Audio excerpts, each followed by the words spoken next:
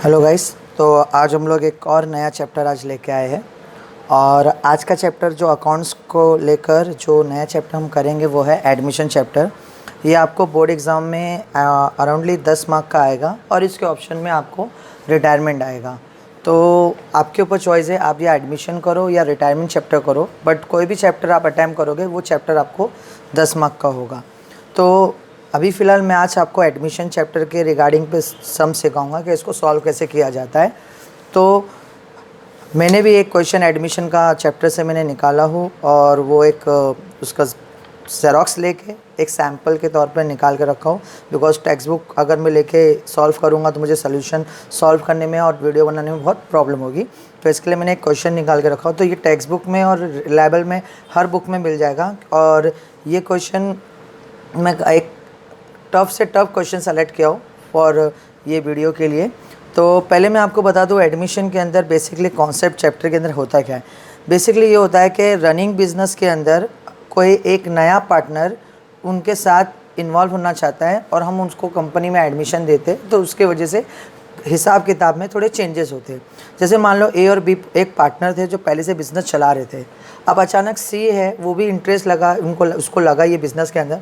तो सी भी क्या चाहता है कि उसे एडमिशन मिले और वो बिज़नेस में भी पार्टनर बनना चाहता है। तो उसको हम एडमिशन देंगे, लेकिन जब एडमिशन देंगे तो कुछ उसके सामने हम टर्म्स एंड कंडीशन रखेंगे और वो टर्म्स एंड कंडीशन के हिसाब से उसको बिज़नेस में हम लेंगे। और दूसरी बात, उसके आने के वजह से हमारे बिज़नेस की काफ़ी बैलेंस शीट्स जो हमारी है, जो लायबिलिटी और हमारे एसेट्स में थोड़ी बहुत चेंजेस होगी। तो सम बहुत सिंपल वे पे है, 10 मार्क का है। आपको एक एक डिटेल्स में आपको मैं समझाऊंगा और मैं आपको ये भी समझाना ज़रूरी है कि इसके अंदर दो टाइप्स के रेशोज़ जो आएंगे वो आपको थोड़ा कंफ्यूज करेंगे। एक है सैक्रिफाई रेशो और एक है था न्यू रेशो। सैक्रिफाई रेशो ये होता है कि जब पुराने पार्टनर हैं तो जब वो लोग नए पार्टनर के आने के बाद उनके कुछ रेशो में चेंजेस होते हैं, तो वो लोग कोई अपना रेशो को कोई भी एक पार्टनर अपने रेशो को सैक्रिफाई करता है, तो उसको बोलते हैं सैक्रिफाई रेशो, जिसका फॉर्मूला आपको टेक्स्ट बुक में मिल जाएगा। और ऑब्जेक्टिव में भी सैक्रिफाई रेशो के फॉर्मूले या क्वेश्चन आंसर या फिल इन द ब्लैंक्स आ सकता है। उसके बाद मैं बात करता हूँ न्यू रेशो। न्यू रेशो कैसा होता है कि एक नया पार्टनर आता है। अभी मान लो कि एक पार्टनर है, पुराने पार्टनर ए ने 1 लाख लगाया, बी ने 50,000 लगाया और ए को भी एक हिस्सा मिला था और बी को भी एक हिस्सा, लेकिन ए ने लगाया 1 लाख रुपया, बी ने लगाया 50,000 रुपया। तो दोनों भी एक एक हिस्सा ले रहे थे, लेकिन एक का 1 लाख है और दूसरे का 50। अब सी एडमिशन ले रहा है तो सी क्या बोलता है कि अगर सी आएगा तो सी को 50,000 लाना है और सी का एक हिस्सा है। तो सी नया पार्टनर आएगा, वो 50,000 लाएगा, उसका एक हिस्से का। तो वो हिसाब से जब नया पार्टनर आ रहा है तो जो पुराने पार्टनर है उसके हिसाब से सबका हिस्से का पैसा बराबर होना चाहिए। अब देखा जाए तो ए ने एक हिस्से का 1 लगाया, बी ने एक हिस्से का 50 और सी खुद एक हिस्से का 50 ला रहा है। तो इसका मतलब ए तो कहीं ना कहीं अपने एक हिस्से का कुछ ओवर में पैसा लगा दिया, माने 50 उसको भी लगाना चाहिए था बट उसने 1 लाख लगा दिया। तो वो चीज़ में थोड़ा चेंजेस करना पड़ता है, थोड़ा एडजस्ट करना पड़ता है। तो वो सारे जो है एडजस्टमेंट सॉल्व करना रहता है, तो वो सम के अंदर है। तो वो खास करके मैंने वो सम सेलेक्ट किया हो। अब जब नया पार्टनर आता है, सबसे इंपॉर्टेंट बात कि जब नया पार्टनर आता है तो क्या क्या लेके आता है। नया पार्टनर 2 चीज़ लेके आता है। नंबर 1, एक तो वो इन्वेस्टमेंट करेगा लाके, माने कैपिटल। और नंबर 2 गुडविल। गुडविल समझ जाओ कि कंपनी की एक गुडविल लाके देता है। कैसा होता है कि कोई भी पार्टनर जब एक बिज़नेस में एडमिशन लेता है तो जाहिर सी बात है वो बिज़नेस का प्रॉफिट या उसकी रनिंग या उसकी गुडविल देख के ही एडमिशन लेता है ना। अदरवाइज़ तुम लॉस कर रही है कंपनी और आप उसमें एडमिशन लेना चाहोगे? नहीं, आप उसी जगह एडमिशन लोगे जहाँ कंपनी अच्छा खासा कमा रही है। तो जो पुराने पार्टनर है, इतने सालों से मेहनत करके कंपनी की रेपुटेशन बनाए, तो आप उतने साल की मेहनत नहीं दे सकते। इसके लिए उसके बिहाफ में उन लोग उससे गुडविल मांगते, माने उसका पैसा मांगते। तो let we start it the sum. तो कुछ सम है, मैंने एक सम का क्वेश्चन निकाल के रखा हो। आप ये टेक्स्ट बुक में भी आपको मिल जाएगा। टेक्स्ट बुक में सम नंबर 9 है। तो क्वेश्चन क्या है आप देख सकते हो। क्वेश्चन नंबर 9 है, the following is the balance sheet of the firm Triveni Trader on the 31st March 2019. Narmada and Godavari are the partner of the firm who share the profit and loss in the ratio 3/2 respectively. और उसके बाद यहाँ पर कुछ liability है और कुछ assets है। ये उनका कल रात का डेटा है, माने कल जब तक लोग 2 पार्टनर थे और आज नया साल शुरू हुआ तो एक नए पार्टनर को एडमिशन देने वाले। तो नीचे लिखा हुआ है आगे, they take Kaveri into partnership on the 1st April 2019, the term being. अब क्या क्या शर्तें हैं। पहली शर्त, कावेरी शाल be pay 4,000 as a shares of goodwill. Kaveri को 4,000 रुपया क्या लाना पड़ेगा, गुडविल लाना पड़ेगा। Okay, and the amount is a return in the business. Okay, तो एक मतलब इसको गुडविल का, कावेरी जो है एक न्यू पार्टनर है जिसको गुडविल लाना है। मैं बताया ना गुडविल क्या, एक्चुअली समझो गुडविल एक रेवोल्यूशन है, एक डोनेशन है न्यू बिजनेस में एंटर करने का। फिर नेक्स्ट है she shall bring 12,000 as a capital, 12,000 उसको कैपिटल लाना पड़ेगा और उसका रेशो रहेगा 1:4 रेशो रहेगा the shares in the future profit. जब भी उसको फ्यूचर में, मतलब आज तो एडमिशन ले लेगा तो कल जब से उसको प्रॉफिट और प्रॉफिट एंड लॉस शेयर होगा तो उसका रेशो रहेगा 1/4। फिर नीचे कुछ लिखा है द फर्म और एसेट वेर रीवैल्यूड। अब यहाँ पर कुछ रीवैल्यूड की वैल्यू दिया हुआ है, जैसे अभी दिया हुआ है debtor is made for doubtful debt. यहाँ पर देखो, सॉरी यहाँ पर पहले लिखा है बिल्डिंग 24,000, तो बिल्डिंग पे हमने एक स्टामक कर लिए। मशीनरी एंड फर्नीचर, मशीनरी पे भी स्टामक और फर्नीचर पे भी स्टामक। फिर उसके बाद प्रोविज़न 5% डेप्टर, तो डेप्टर पे भी स्टामक। फिर उसके बाद है stock as a taken, stock पे भी स्टामक। फिर उसके बाद है the excess capital Narmada and Godavari over the proportion the shares profit and the new firm transfer the respective loan account. तो यहाँ पर जो एक्सिस कैपिटल दे रहा है माने ज़्यादा है या कम है, तो उसका पैसा, जिसका भी कम पैसा होगा या ज़्यादा पैसा होगा, जो पुराने पार्टनर है तो उनका पैसा लोन अकाउंट में ट्रांसफ़र करना है। ओके,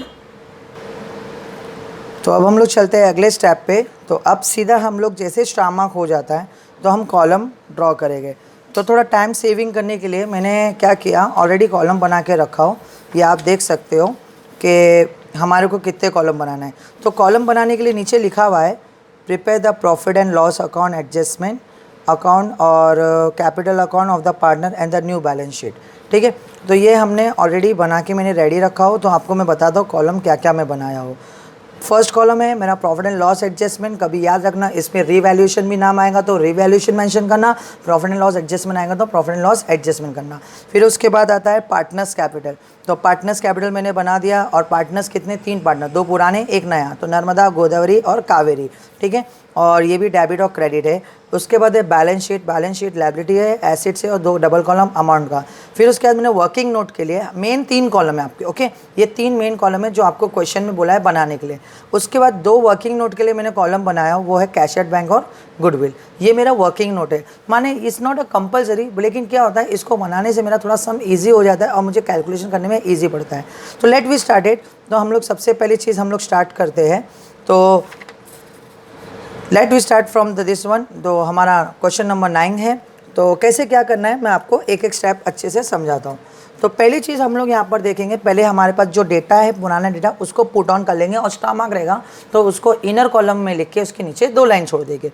जैसे let we started from the creditor, creditor मेरा क्या है लायबिलिटी, तो ये भी लायबिलिटी में जाएगा और हमेशा ऊपर से 4-5 लाइन छोड़ के करना है। तो यहाँ पर आ जाएगा मेरा क्रेडिटर और कोई स्टामक नहीं है, डायरेक्ट अमाउंट लिखूँगा बाहर 49,600। फिर उसके बाद नेक्स्ट एंट्री मेरी है कैपिटल, तो कैपिटल कहाँ जाएगा, पार्टनर्स कैपिटल में जाएगा। तो यहाँ पर आ जाएगा by balance brought down. Narmada का कितना है 28,000, गोदावरी का कितना है ये भी 28,000 और कावेरी अभी तो आई नहीं है। तो आई होप सो समझ में आया होगा। फिर उसके बाद हम लोग नेक्स्ट जाते हैं, नेक्स्ट एंट्री आप आते हैं एसेट साइड। एसेट साइड में हमारा क्या है कैश एट बैंक। तो कैश एट बैंक हमने जब तक वर्किंग नोट बनाए तो हम वर्किंग नोट में मेंशन करेंगे और फाइनल अमाउंट हम लोग बैलेंस शीट में डालेंगे। तो फिलहाल में कैश एट बैंक है तो ये मेरा पुराना बैलेंस है, तो मैं यहाँ पर लिखूँगा डेबिट साइड, लिखूँगा टू बैलेंस ब्रॉट डाउन और अमाउंट कितना है कैश एट बैंक का 4,000 रुपया। फिर उसके बाद नेक्स्ट एंट्री कौन सी है हमारी, उसके बाद ये बिल्डिंग, बिल्डिंग हम लोग यहाँ लिख देंगे और इस पर क्या है हमारा स्टामक, और स्टामक है तो इनर कॉलम में लिखेंगे 20,000। फिर उसके बाद क्या है मशीनरी, उस पर भी स्टामक है तो इसका पैसा भी हम लोग इनर कॉलम में लिखेंगे 28,000। गाइस मैं शॉर्टकट लिख रहा हूँ लेकिन आप शॉर्टकट मत लिखना, आपको बोर्ड एग्जाम में पूरा फुल फॉर्म लिखना है। मेरे पास खाली वीडियो जल्दी ख़त्म करने की वजह से मैं शॉर्टकट लिख रहा हूँ। फर्नीचर पे भी स्टामक है 1,200, स्टॉक पे भी स्टामक है, अमाउंट है मेरा कितना 16,400। फिर उसके बाद हमारा डेप्टर पे भी स्टामक है और अमाउंट कितना है 36,000। आपको अराउंडली 1 लाइन या 2 लाइन तो हर स्टामक के हिसाब से छोड़ना है। तो मेरे ख्याल से मैंने यहाँ पे सारी एंट्री जो है वो पुट ऑन कर दिया। ओके, तो आई होप सो इतनी चीज़ समझा होगा। और जिसने मेरा प्रीवियस वीडियो फाइनल अकाउंट का अगर जो देखा होगा उसको ये चीज़ ज़्यादा एकदम आसान लगी होगी, ज़्यादा हार्ड नहीं। इसके लिए यहाँ पर फाइनल अकाउंट आना ज़रूरी है। तो let we start it next. तो यहाँ क्या लिखा हुआ है, देख, take the Kaveri into the partnership on the first traveller the term of begin. तो कावेरी को हम बिजनेस में ले रहे, तो स्टार्ट करते हैं हम कावेरी के। तो कावेरी को क्या कहा गया है, Kaveri shall be bring 4000 as a shares goodwill. 4000 रुपये उसको गुडविल लाना पड़ेगा। तो उसको गुडविल का वो क्या लेके आएगी, रोकड़ा, गुडविल का रोकड़ा लेके आएगी। और वो रोकड़ा लाके कहाँ जमा करेगी, बैंक में। तो याद रखना, बैंक में एक मैटर याद रखना, अगर बैंक में पैसा आया तो डेबिट साइड में लिखना और पैसा गया तो क्रेडिट साइड में लिखना। एक चीज़ कॉमन चीज़ याद रखना, अगर बैंक में कोई भी अकाउंट करो, अगर आपका ये बिजनेस और आपने बैंक अकाउंट बनाए तो पैसा आया तो डेबिट साइड, पैसा गया तो क्रेडिट साइड। तो सबसे पहले यहाँ पर क्या दिया हुआ है कि हम कावेरी ने पैसा गुडविल का लाके दी, तो गुडविल का पैसा आ रहा है और कहाँ, बैंक में जमा होगा। तो बैंक में जमा होगा तो कहाँ, डेबिट साइड। और यहाँ लिख दूंगा टू गुडविल। और गुडविल का कितना पैसा लाके दे रही है, 4000 रुपया। तो कावेरी ने 4000 रुपया गुडविल का लाके दी। और ये गुडविल का पैसा फिर कहाँ जमा होगा, गुडविल के ही कॉलम में। अब यहाँ पे डेबिट है तो यहाँ पे कहाँ आएगा, क्रेडिट। और यहाँ लिखूँगा बाय, कहाँ पर पैसा है, कैश एंड बैंक में। कितना अमाउंट है, 4000 रुपया। तो आई होप सो समझ में आया होगा। ये मैंने अभी कावेरी ने गुडविल ला के दी, तो कावेरी के नाम पे नहीं जमा होगा, ये बिजनेस की गुडविल में चला जाएगा। तो यहाँ पर गुडविल आ गया। अब ये गुडविल जैसे ही बिजनेस में आया तो जो पुराने पार्टनर है वो लोग की मेहनत का ये 4000 है, तो ये पुराने पार्टनर की मेहनत को जाएगा। तो मानिए पार्टनर्स लोग बांट लेंगे। और पुराने कौन है, नर्मदा और गोदावरी, ये दोनों पुराने पार्टनर है। तो ये दोनों बंदे पैसा आप आपस में क्या करेंगे, शेयर्स करेंगे। लेकिन इनका पैसा कैसे शेयर करेंगे, इनका ओल्ड रेशो कितना दिया हुआ है, 3/2। तो 3/2 के हिसाब से शेयर करेंगे। तो मैं कैलकुलेशन करता हूँ और देखते हैं कैसा होता है। तो 4000 मल्टीप्लाई बाई 3 डिवाइड बाई 5। 5 क्यों, क्योंकि इसका 3 हिस्सा, इसका 2 हिस्सा, कुल मिला के कितना हिस्सा हो गया, 5। तो इसका लब 5 1 5, 5 8 40 और 2 0 का ऐसे ही कट। तो आई होप सो समझ में आया होगा। और फिर 800 को हम लोग क्या करेंगे, 3 से मल्टीप्लाई कर लेंगे तो इसका आ जाएगा 2400। और उसके बाद 800 को हम लोग दूसरे से, किसका, उसका इतना हिस्सा है, 2 हिस्सा है, तो उसका आ जाएगा 1600। तो ये पैसा दोनों को बढ़ जाएगा। तो यहाँ पर क्या करना है, जैसे ही गुडविल का पैसा आया तो एक पैसा 2 किसको जाएगा, नर्मदा को, नर्मदा कैपिटल। और दूसरा किसको आएगा, 2 गोदावरी कैपिटल, क्योंकि ये दोनों पुराने का पार्टनर है और ये दोनों का हक है और ये दोनों पुराने रेशो से लेंगे। तो ये कौन सा है, 2400 और नया उसका दूसरे का कितना, 1600। और ये पैसा कहाँ जाएगा, पार्टनर्स कैपिटल में। यहाँ डेबिट तो यहाँ पर क्रेडिट। और यहाँ लिखेंगे बाय गुडविल। और अमाउंट कितना है, 2400, 1600 और इसका कुछ भी नहीं। तो आई होप सो समझ में आया होगा आपको कि ये कैसा होता है। अब आ जाते हैं हम लोग अगले स्टेप पे। अगला स्टेप क्या बताया हुआ है कि कावेरी ने तो 4000 गुडविल ला के दी। अब कावेरी एक और चीज़ ला के दे रही है, वो है क्या, वो है she shall bring 12,000 as a capital, 1/4 the shares in the future profit. 12,000 रुपया वो कैपिटल ला के देगी। तो इसका मतलब 12,000 वो इन्वेस्ट करेगी और ये 12,000 कावेरी का खुद का होगा, माने इन्वेस्टमेंट। तो ये भी पैसा कहाँ जमा करेगी, बैंक में जमा करेगी। तो कावेरी फिर आई, फिर बैंक में पैसा जमा करी, बट इस बार कावेरी कैपिटल होगा और कितना अमाउंट होगा, 12,000 रुपया। ठीक है, तो ये 12,000 रुपया कावेरी ने लाके क्या करी, जमा करी। और ये 12,000 रुपया अब कावेरी के नाम पे जमा हो गया। तो ये कावेरी है यहाँ पर पार्टनर्स कैपिटल, यहाँ डेबिट तो यहाँ क्रेडिट। तो यहाँ पर 12,000 आ जाएगा। भाई कावेरी का 12,000 बिजनेस में आ गया, लेकिन ये पैसा 12,000 कहाँ पड़ा हुआ है, ये पैसा पड़ा हुआ है कैश एंड बैंक में। तो आई होप सो समझ में आया होगा। इस तरह कावेरी ने, जो कावेरी को हमने काम बोले थे वो कावेरी ने पूरा करी। उसने गुडविल भी ला के दे दी और उसने इन्वेस्टमेंट भी ला के दे दी। तो अब हम लोग जाते हैं आगे वाले सम पे। फिर आगे पे जाते हैं, the firm as a re-evaluate किया हुआ है। तो हमारे को फर्म को रीवैल्यूट करना है। और रीवैल्यूट में क्या लिखा हुआ है, द फर्म एसेट व रीवैल्यूट, बिल्डिंग है 24,000 की हो जाएगी। यहाँ पर बिल्डिंग कितने की है, 20, और ये बोलता है 24। तो मतलब ये मुझे बढ़ाने बोल रहा है, माने एप्रिशिएट। और एप्रिशिएट कितना, 4,000। तो इसका मतलब ये हो जाएगा 24,000। और 4,000 का मुझे क्या हुआ, प्रॉफिट। तो प्रॉफिट फिर हम लोग क्या दिखाएंगे, ये प्रॉफिट एंड लॉस एडजस्टमेंट। तो याद रखना, डेबिट में हम लोग को दिखाना है लॉस और क्रेडिट में हमको दिखाना है प्रॉफिट। तो अभी हमारे को प्रॉफिट हुआ तो यहाँ पर लिखना है बाय, एप्रिशिएट नहीं लिखना है। प्रॉफिट किस में हुआ, बिल्डिंग में हुआ ना, तो हम लोग यहाँ पर बिल्डिंग लिखेंगे। और कितना अमाउंट का प्रॉफिट हुआ, 4,000 का, तो सिर्फ 4,000 लिखेंगे। तो आई होप सो समझ में आया होगा। फिर उसके बाद लिखा हुआ है मशीनरी और फर्नीचर पे 10% और 5% वैल्यू क्या करना है, रिड्यूस करना है, माने कम करना है। तो पहले मशीन है, तो मशीन पे मुझे माइनस करना है कितना, डेप्रिशिएट कितना परसेंट, 10%, और 10% निकालना आसान है, खाली 1 0 कम कर दो। तो इसका आंसर आ गया 2800। अब इसका मतलब 28,000 में से अगर मैं 2,800 हटाऊँ तो मेरे को आंसर बचता है 25,200। आई होप सो समझ में आया होगा। फिर ये फ़ायदा हुआ या नुकसान, ये लॉस हुआ, तो हम लोग प्रॉफिट एंड लॉस एडजस्टमेंट कहाँ डालेंगे, डेबिट साइड, और यहाँ पर लिखेंगे 2 मशीनरी, अमाउंट कितने का लॉस हुआ, 2,800 का। फिर हम लोग जाते हैं नेक्स्ट एंट्री, वो है फर्नीचर। फर्नीचर पे कितना परसेंट बोला है, 5% बोला है ना, तो देखते हैं 5% निकाल दे, 1200 multiply 5 divide by 100, 0 cut 0 cut 0 cut 0 cut, 5 2 ज़ा 10, 1 करी 5 1 ज़ा 1, और ये 6, माने कितना रुपया हो रहा है, 60 रुपीज़। इसका ये मतलब हुआ कि इसमें से वैल्यू कितनी की माइनस होगी, सिर्फ 60 रुपीज़ की। तो यहाँ पर माइनस करते हैं, डेप्रिशिएट कितना परसेंट, 5%, कितना माइनस करेंगे, 60, तो कितना हो जाता है 1200 माइनस 60, तो आंसर आता है 1140। और ये मेरे लिए लॉस है, तो मैं यहाँ पर डालूँगा 2 फर्नीचर, और कितना रुपए का नुकसान हुआ, 60 रुपीज़ का। तो आई होप सो समझ में आया होगा, ये वाला भी एडजस्टमेंट क्लियर हुआ।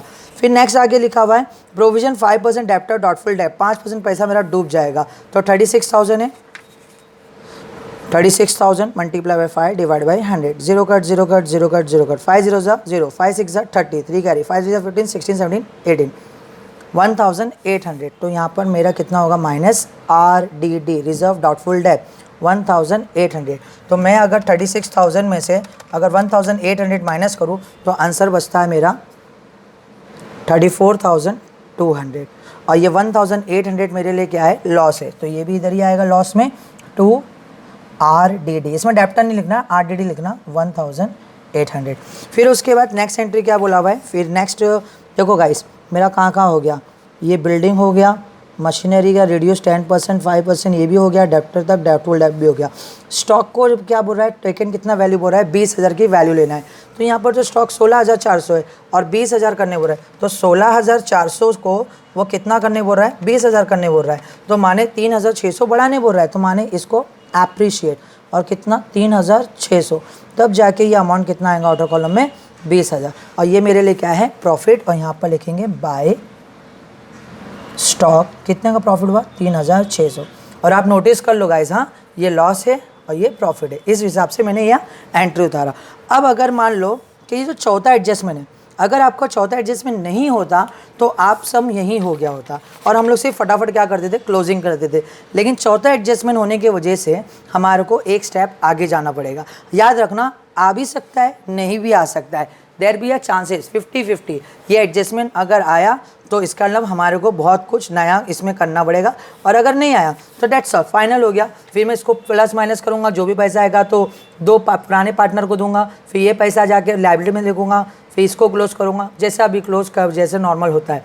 लेकिन ये एडजस्टमेंट आने की वजह से हमें एक स्टेप आगे जाना पड़ेगा।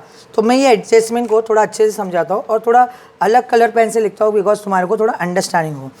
यहाँ पर लिखा हुआ है द एक्सिस कैपिटल, माने ज़्यादा कैपिटल जो है नर्मदा और गोदावरी का, over the due proportion of sharing profit the new firm is be transfer to respected loan. और यहाँ पर जो लोन अकाउंट लिखा है ना, कभी कभी लोन के जगह पे करंट भी हो सकता है, या तो कभी कैश हो सकता है, या और बैंक हो सकता है। तो याद रखना कुछ भी आ सकता है। फिलहाल अभी तो ये दो नहीं आया हुआ है, अभी क्लोन है, लेकिन तरीका सेम है, ये सबके लिए तरीका सेम है, तो ध्यान देना। पहले मुझे ये देखना है कि इनका नया रेशो क्या है। अब अगर आप ज़रा ध्यान दो, 3 और 2 माने ओल्ड रेशो में 3 और 2, तो इसका मतलब ये लोग 5 हिस्सा ले रहे थे। अब जब न्यू पार्टनर आएगा तो ध्यान से देखो, न्यू पार्टनर को 1/4 दे रहे, माने एक हिस्सा जो नया आ रहा है, अब 2 वाले को, पुराने वालों को तो नहीं पता, नए को 1 दे रहे, लेकिन कुल मिला के 4 दे रहे। वैसे ही पुराना 5 और नया 4 हो गया, तो और कम हो गया, तो कहानी तो सेटल नहीं हुई ना, कुछ समझ में नहीं आया ना कि साला, हाँ यार ओल्डो 5 था और अभी नए में 4 हो गया, तो भाई एक हिस्सा वैसे ही कम हो गया और ऊपर से एक हिस्सा बढ़ गया, 5 का 4 हो गया, और यहाँ पर 2 थे तो 5 था और 3 हुए तो 4, मतलब एक हिस्सा जा कहाँ रहा है भाई। तो इसके लिए हमें एक नया रेशो निकालना पड़ता। हाँ, अगर ऐसा होता कि ये 4 की जगह पे अगर 6 दे देता, क्या दे देता 6, तो माने इसका 3 पुराना, इसका 2 पुराना, इसका 1, तो ये सेटल था, तो माने मेरा न्यू रेशो आ गया। लेकिन मैटर क्या हो गया, अगर मैं 3 2 1 करूँ तो 6 होना चाहिए, लेकिन हो कितना रहा है, 4 हो रहा है, तो माने ये गलत होगा। ये तो एक जगह सही है लेकिन ये गलत होगा, और जिसकी वजह से ये मेरा नहीं, ये आना चाहिए। तो इसके लिए मैं क्या करूँगा, तो इसके लिए मुझे पहले एक वर्किंग नोट करना पड़ेगा। तो वर्किंग नोट के लिए सबसे पहले मैं एक वर्किंग नोट बना के रखा हूँ। जैसे आप देख सकते हो, एक पर्टिकुलर है नर्मदा, गोदावरी और कावेरी। इन तीनों के लिए सबसे पहले मैं निकालूंगा न्यू रेशो। न्यू रेशो निकालूंगा। अब न्यू रेशो कैसे निकालते, वो चीज़ पे ज़रा ध्यान देना।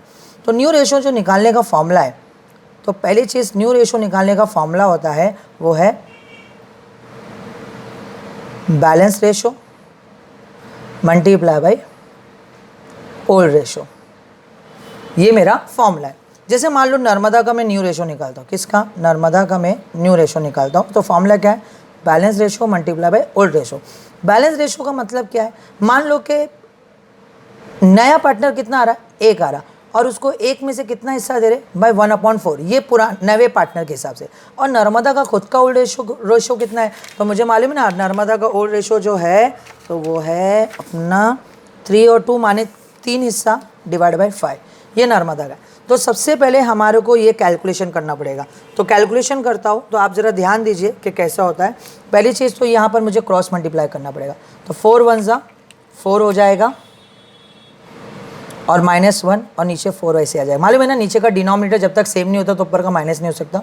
और फिर मल्टीप्लाई बाय 3 डिवाइड बाय 5, और फिर 4 - 1 कितना हो जाएगा, 3, और ये 4 मल्टीप्लाई बाय 3/5, तो कितना हो गया, 3 3 ज़ा 9, और 4 5 ज़ा 20, माने इसका हिस्सा आ गया 9/20। तो इसका मतलब नर्मदा का हिस्सा जो है 9 हिस्सा है, कितने में से, 20 में से। अब उसी तरह हम लोग किसका निकालेंगे, न्यू रेशो गोदावरी का। तो गोदावरी का मैं इधर लिखता हूँ न्यू रेशो, फॉर्मूला वही balance ratio multiply by old ratio. तो बैलेंस रेशो वही, एक पार्टनर आया उसको 1/4 दे रहे, और इसका खुद का ओल्ड रेशो कितना था गोदावरी का, 2/5, राइट ना, देखो यहाँ देखा हुआ है, ये देखो ये 2/5।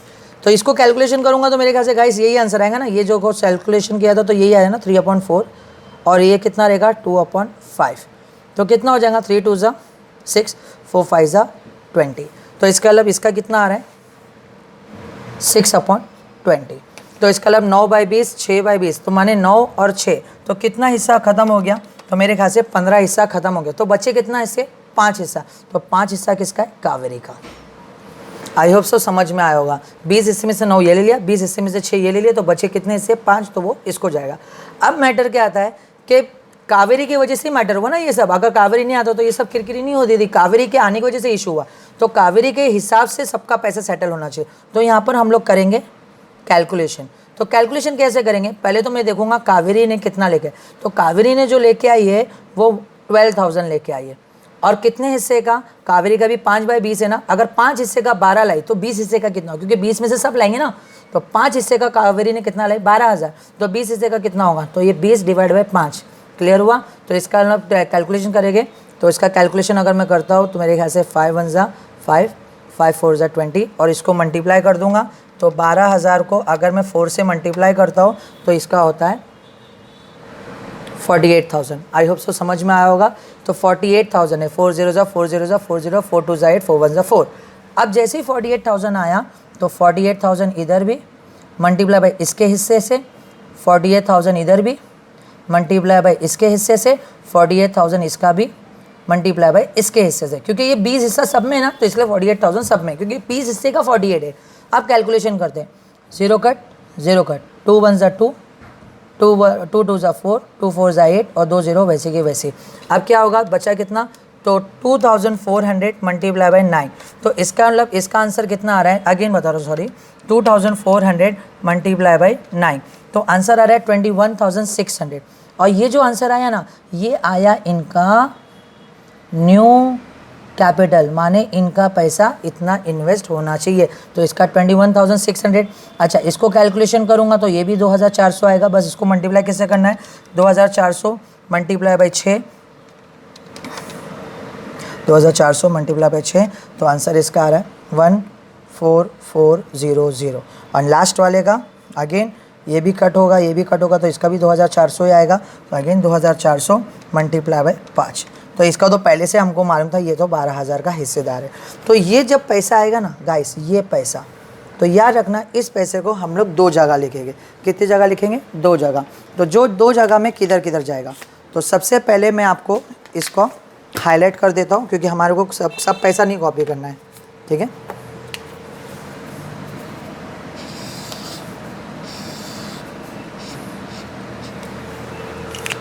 तो ये पैसा हमारा 2 जगह जाएगा। तो 2 जगह कौन कौन सी जगह जाएगा? पहले तो हम लोग इसको डालेंगे, ध्यान से देखो, पहले डालेंगे हम लोग पार्टनर्स कैपिटल में, और वो भी कौन से साइड में डालेंगे? डेबिट साइड में। और फिर उसके बाद एंड बैलेंस शीट में कहाँ डालेंगे हम लोग? लायबिलिटी में। तो 2 जगह डालेंगे। तो देखो इसको कैसे कॉपी कर दो एकदम ध्यान से। तो ये हमारा पार्टनर्स कैपिटल है, और पार्टनर्स कैपिटल के किधर जाएगा? Debit side. और यहाँ लिखेंगे थोड़ा लाइन छोड़ के, टू बैलेंस क्लोज डाउन। तो भाई इसका बैलेंस 21,600 में ही बंद होना चाहिए, इसका बैलेंस 14,400 में ही बंद होना चाहिए, इसका बैलेंस 12,000 में ही बंद होना चाहिए। और फिर इसका सेकेंड इफेक्ट कॉपी लायबिलिटी में करेंगे, और यहाँ लिखेंगे पार्टनर्स कैपिटल, जिसमें नर्मदा, गोदावरी और कावेरी। तो नर्मदा का कितना आया? नर्मदा का आया 21,600, इसका कितना आया? 14,400, और कावेरी का तो ऑलरेडी 12,000 था। और ये सब मिला के माने 21,600 प्लस 14,400 प्लस 12,000 रुपीज़, तो ये सब मिला के मेरा हो रहा है 48,000 रुपीज़। तो आई होप सो इसको समझा होगा। तो इसको मैं हाईलाइट कर देता हूँ। तो इसको हाईलाइट करता हूँ क्योंकि मैंने पीछे हाईलाइट किया था, तो मेरे को आपको इजीली समझ में आएगा हाँ ये पैसा कहाँ से मैंने कॉपी किया।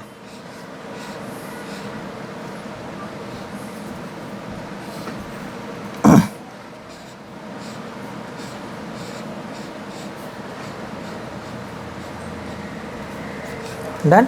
तो ये आपका सम का यहाँ से ये, अगर ये एडजस्टमेंट नहीं होता तो हमको ये सब करने की ज़रूरत ही नहीं पड़ती थी, लेकिन एडजस्टमेंट ने इसके वजह से किया। आई होप सो आपको इतना समझा होगा। तो ये एकदम सिंपल है। यहाँ पर जैसे अमाउंट आया तो इसको 2 जगह कॉपी करें, एक आया बैलेंस शीट के लायबिलिटी में और दूसरा आया पार्टनर्स कैपिटल के डेबिट साइड। तो फिर हम लोग आगे जाते हैं। अब हम लोग करते हैं नॉर्मली क्लोजिंग। तो क्लोजिंग अब करना स्टार्ट करते हैं, क्योंकि मेन जो था वो हमारा वो एडजस्टमेंट सॉल्व हो गया, लेकिन फिर भी उसमें एक चीज़ बाकी है, वो लोन वाला जो मैंने आपको स्पेसिफाइली मार्क करके कराया था ना, ये वाला टॉपिक अभी भी इसमें बाकी है। लेकिन ये टॉपिक कब होगा? जब हम लोग क्लोजिंग करना स्टार्ट करेंगे। तो let we start the closing. और क्लोजिंग करने के टाइम पे आपको सिर्फ ध्यान देना है। अच्छा, टाइम शॉर्ट होने की वजह से मैं फ़िलहाल कैसे यूज़ कर रहा हूँ, आपको कैसे यूज़ नहीं करना है। प्लीज़ अगेन मैं आपको समझा रहा हूँ कि मेरे पास टाइम शॉर्ट होने की वजह से मैं कैसे यूज़ कर रहा हूँ। ओके, तो यहाँ पर 2800 प्लस 60 प्लस 1800, मतलब पहले क्लोज तो इसको ही करेंगे। तो यहाँ का टोटल मुझे जो आ रहा है वो अमाउंट आ रहा है 4660।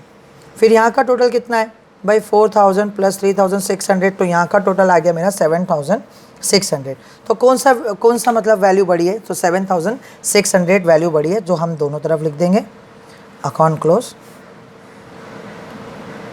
और बड़े वाले को छोटे वाले से क्या करेंगे? माइनस। तो माइनस करके आंसर कितना आ रहा है? तो आंसर आया 2940। तो बड़े की जगह छोटे की जगह, तो छोटे की जगह लिखने का है, और ये आएगा इधर 2940। और ये पैसा किसको बंटने वाला है? पार्टनर्स को। कौन से पार्टनर्स को? वही पुराने पार्टनर्स। कौन कौन? नर्मदा और गोदावरी। तो यहाँ पर आ जाएगा 2 पार्टनर्स कैपिटल, जिसमें नर्मदा को जाएगा और गोदावरी को जाएगा। तो देखते हैं कैसे इनको बांटते हैं, अमाउंट कैसे बढ़ेगा। तो यहाँ पर पहले अमाउंट लेता हूँ 29,400 मल्टीप्लाई बाई, इनका रेशो मेरे ख्याल से पहले वाले का कितना था? सम में पहले वाले का 3 था, तो 3 डिवाइड बाई 5। 5 1 ज़ा 5, 5 5 ज़ा 25, बचा कितना? 4। फिर उसके बाद 5 8 ज़ा 40, बचा कितना? 4। फिर उसके बाद 5 8 ज़ा 40। तो मेरे ख्याल से आपको समझ में आया होगा। तो यहाँ पर 2940 को मैंने डिवाइड किससे किया? 5 से किया, तो आंसर आया 58। और इसको मल्टीप्लाई किससे करूँगा? 3 से, तो मल्टीप्लाई बाई 3, तो इसका आंसर आया 1764। तो माने इसको आंसर जाएगा 1764। अब जो बचा कितना 2940 में से बचा कितना, वो आएगा इसका 1176। और आप कर सकते हो वही है 2940 मल्टीप्लाई 2 डिवाइड बाई 5, इसको कैलकुलेशन करके तो 588 आएगा और इसको 2 से मल्टीप्लाई कर दो। तो जैसे ये पैसा आया उसके बाद इसको यहाँ से बंद करके यहाँ डेबिट, तो ये हमारा पैसा किधर जाएगा, हमारा क्रेडिट में। और यहाँ लिखेंगे by profit and loss adjustment. आपको शॉर्टकट नहीं लिखना है, मैं अगेन आपको गाइड कर रहा हूँ बेटा। अमाउंट आएगा इसका 1764 और फिर उसके बाद दूसरे का अमाउंट आएगा 1176 और इसको कुछ नहीं मिलेगा। तो आई होप सो समझ में आया होगा। फिर हम लोग जाते हैं इसको क्लोजिंग करते हैं, तो एक टाइम पे एक को करते हैं। जैसे मान लो मैं पहले नर्मदा को करता हूँ, तो नर्मदा का क्लोजिंग करता हूँ। तो नर्मदा का हिसाब किताब क्या है, तो नर्मदा का 28,000 पहले से था बिजनेस में, 2,400 पहले से था और 1764 ये पैसा इसको प्रॉफिट मिला। तो कुल मिला के नर्मदा का जो पैसा है, तो नर्मदा का पैसा अच्छा खासा है यहाँ पर, माने 32,164, 28, 2,400, 176। तो मतलब नर्मदा का पैसा जो है वो यहाँ पर है 32,164, मैं यहाँ पर रफली लिख रहा हूँ। और यहाँ पर कितना है 21,600। मतलब बोल रहा क्या है कि इतना पैसा है और इतना होना चाहिए था। तो एक्चुअली है कितना 30, तो जो बढ़ा है उसको दोनों तरफ लिखोगे। तो कौन सा बढ़ा है मेरा 32, तो मैं दोनों तरफ लिखता हूँ 32,164 इधर भी, 32,164 इधर भी। और यहाँ पर अकाउंट क्या करूँगा, क्लोज। और बड़े वाले को छोटे वाले से क्या करूँगा, माइनस। तो माइनस कितना है 21,600। तो इसका मतलब इसका अमाउंट आ रहा है 10,560। तो बड़े वाले को छोटे वाले से क्या किया, माइनस। तो ये माइनस करके कम की जगह लिखूँगा, अमाउंट कम यहाँ का है और कितना आ रहा है 10,564। और ये पैसा मेरा यहाँ पर पास हो गया। अब ये पैसे को डालना किधर है, क्योंकि बैलेंस क्लोज डाउन डालते थे लेकिन बैलेंस क्लोज डाउन ऑलरेडी हो गया है। तो वो जो था ना हमारा मार्किंग वाला ये इसमें, तो ये बोला हुआ है किधर डालना है, लोन पे। किधर बोला है, लोन पे। अच्छा लोन होगा तो लोन, करंट होगा तो करंट, कैशेट बैंक होगा तो कैशेट बैंक। तो यहाँ पर क्या बोला है, लोन। तो इसका मतलब यहाँ पर क्या लिखेंगे, टू लोन अकाउंट। मतलब बोलने की बात क्या हुई, नर्मदा ने 32 बिजनेस में इन्वेस्ट किया और उसको सिर्फ इन्वेस्टमेंट 21,600 ही होना चाहिए। तो कुछ ज़्यादा नहीं इन्वेस्ट कर दिया नर्मदा ने। तो जो भी नर्मदा ने ज़्यादा इन्वेस्ट कर दिया तो एक्स्ट्रा पैसा हटाना है। अब वो क्या बोल रहा है, 3 कंडीशन हो सकता है, या तो दे दो पैसा कैश से निकाल के दे दो, या तो लोन में या तो करंट में ट्रांसफर करो। तो आज के सामने उसने बोला कि इसको करंट लोन में ट्रांसफर करो। तो लोन अकाउंट यहाँ है और कंपनी अभी तक पैसा दी नहीं। जब तक ये कंपनी पैसा नहीं देती तो कंपनी पे क्या चढ़ गया है, कर्जा। तो इसके लिए ये हमारा लायबिलिटी में जाएगा। और यहाँ पर लिखूँगा क्या नाम है इसका, नर्मदा लोन। कितना अमाउंट है 10,564। आई होप सो समझ में आया होगा। फिर उसी तरह हम लोग करते हैं गोदावरी का। गोदावरी का जब मैं कर रहा हूँ तो गोदावरी का 28,000 रुपया प्लस 1,600 प्लस 1176। तो यहाँ आपका आंसर आ गया मेरा 30,776 और यहाँ का कितना है 14,400। तो कौन सा बड़ा है, अरे सीधी सी बात है यही बड़ा है 30,776। Account close 30,776। और बड़े वाले को छोटे वाले से क्या करेंगे, वही अगेन माइनस करना है। तो 30,776 माइनस 14,400, ठीक है। तो आंसर कितना आया, इसका भी 16,000 आया। तो वही कम की जगह ये भी इधर ही आएगा। और इसका भी पैसा ज़्यादा है तो ये क्या है, लोन है। और ये कौन है, गोदावरी लोन। और इसका पैसा कितना है 16,376। तो आई होप सो समझ में आया होगा इसका। और तीसरा जो है वो इधर का 12,000 है और इधर भी कितना है 12,000 है। तो ये तो सीधा हो गया और यहाँ पर कुछ नहीं आएगा। अच्छा लोन हुआ तो यहाँ का लोन आया तो लायबिलिटी में। अगर ये लोन इधर आता तो कहाँ जाता था, एसेट्स में, क्योंकि ज़्यादा पैसा हो जाता, ठीक है ना। तो कंपनी को लेना है, ये कंपनी को देना है तो कर्जा, और कंपनी को लेना है तो एसेट। अगर ये पैसा इधर आता तो एसेट में, इधर आया तो लायबिलिटी में, ठीक है। I hope so. करंट के लिए क्या होता था, लोन के साथ में मतलब ना करंट भी हो, तो करंट भी सेम। यहाँ करंट, लोन की जगह करंट लिखते थे और इसका सेकंड इफेक्ट दे रहा था। नर्मदा लोन की जगह नर्मदा करंट, गोदावरी करंट। और इधर आता तो लायबिलिटी, इधर आता तो एसेट। अब अगर मान लो कैश एट बैंक आता तो कैश एट बैंक का पैसा इधर नहीं जाता, कैश एट बैंक में जाता। तो याद रखना ये लोन की जगह फिर कैश एट बैंक आता और यहाँ डेबिट तो यहाँ क्रेडिट, और अगर यहाँ क्रेडिट तो यहाँ डेबिट क्रॉस होगा, क्योंकि ये पैसा लेगा तो ये यहाँ बैंक से निकालेगा। क्योंकि जैसे मान लो ना कि नर्मदा ने 10,500 जो ज़्यादा लगाया था तो बैंक से निकाल लेगा तो कैश आउट हो जाएगा, और अगर कम लगाता तो पैसा यहाँ आता था और वो बैंक में लाके जमा करता था। सिंपल सा है, मैंने एक ही में तीनों बता दिया। लोन और करंट सेम है, खाली कैश एट बैंक का यहाँ डेबिट तो यहाँ क्रेडिट, और अगर यहाँ क्रेडिट तो यहाँ डेबिट, ठीक है। और ये वाला अगर बैलेंस शीट है तो लोन का इधर डेबिट साइड में तो लायबिलिटी, क्रेडिट साइड में तो एसेट। तो आई होप सो समझ में आया होगा। फिर उसके बाद हम लोग आते हैं अगले स्टेप पे। तो अगला स्टेप जो है तो वो है हमारा बैलेंस शीट बंद करना। तो बैलेंस शीट बंद करने से पहले मैं कैश एट बैंक और गुडविल का वर्किंग नोट बंद करता हूँ। तो यहाँ पर कितना है भाई, 4,000 है प्लस 4,000 है और यहाँ का 12,000 है। तो यहाँ का टोटल मेरा जो निकल रहा है वो है 20,000 रुपया। तो यहाँ तो 20,000 रुपया है, तो मेरे ख्याल से 20,000 इधर भी आएगा, अकाउंट क्लोज 20,000, क्योंकि बैंक से कुछ निकला नहीं है ना। और 20,000 को माइनस किया तो balance by balance close down. देखो 4,000 से बैलेंस शुरू किया था और बैलेंस कितने पे हुआ, 20,000 पे। और ये 20,000 मेरा क्या है, बैंक बैलेंस है। तो मैं कहाँ डालूँगा, एसेट्स में, और लिख दूँगा क्या मैं यहाँ पर, कैश एंड बैंक। और कितना अमाउंट है, 20,000 रुपया। फिर आते हैं गुडविल। गुडविल कितना है यहाँ का भाई 4,000 और यहाँ का भी 4,000। इसको कुछ क्लोजिंग करने की ज़रूरत नहीं है। फिर आ जाते हैं हम लोग सीधा फाइनली बैलेंस शीट को टैली करने के लिए। तो बैलेंस शीट को टैली करते हैं हम लोग।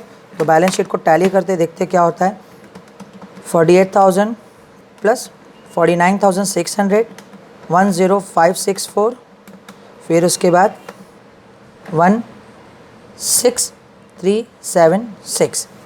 तो गाइस यहाँ का टोटल आ रहा है 1,24,540। अब देखते हैं यहाँ का टोटल कितना आता है, 24,000, 25,200, 1140, 20,000, 3420 और 20,000। तो यहाँ का भी टोटल में जो वही सेम ही आ रहा है, 1,24,540। तो मतलब मेरा सम क्या हो गया, टैली हो गया। तो ये है 1,24,540 इधर भी अकाउंट क्लोज, 1,24,540 इधर भी अकाउंट क्लोज। इस तरह ये मेरा एडमिशन का चैप्टर का सम क्या हो गया, कंप्लीट हो गया। और इसके लिए मैं खास करके हाईलाइट कर देता हूँ कि कौन सा क्लोजिंग मैंने किधर से किया था, ठीक है। तो मैं हाईलाइट कर रहा हूँ। तो सबसे पहले तो मैंने क्लोजिंग जो यहाँ का किया था वो पैसा मेरा यहाँ आया, ठीक है। और उसके बाद जो दूसरा मैंने ये वाला किया था लोन वाला, तो वो पैसा मेरा यहाँ आया। ये आपके हाईलाइट इसलिए कर रहा हूँ कि आपको समझे, ठीक है। मेरे को खूबसूरती करने का शौक़ नहीं है, लेकिन सिर्फ हाईलाइट कर रहा हूँ कि आपको समझे। एंड देन उसके बाद लास्ट वाला जो है वो हमारा